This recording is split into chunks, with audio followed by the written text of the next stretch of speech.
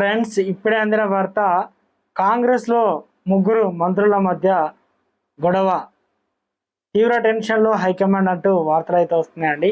దీనికి సంబంధించి వివరాలు చెప్పడానికే వీడియో చేయడం జరుగుతుంది. చాలా మంది వీడియోస్తున్నారు కానీ సబ్స్క్రైబ్ మర్చిపోతారు.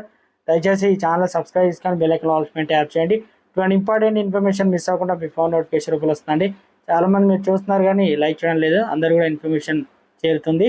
లోక్సభ ఎన్నికలు సమరంలో మరింత హీటు పుట్టిస్తుంది.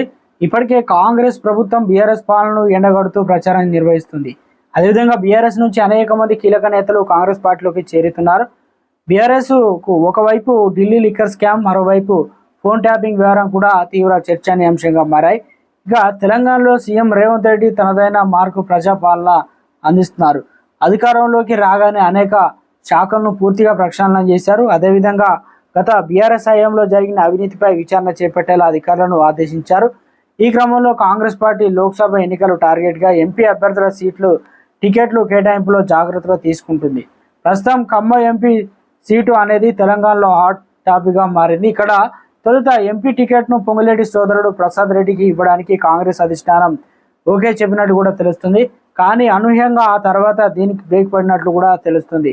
దీని వెనుక ముఖ్యంగా ఇద్దరు మంత్రులు ఉన్నట్టు కూడా వార్తలు అయితే గుప్పమంటున్నాయి.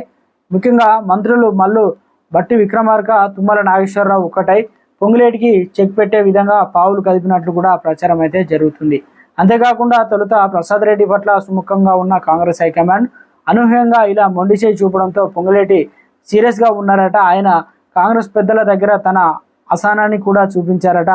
మొదట ఎంపీ టికెట్ ఇస్తామని చెప్పి ఇలా మాట తప్పడం ఏంటని ఆయన కూడా వ్యాఖ్యలు చేశారట.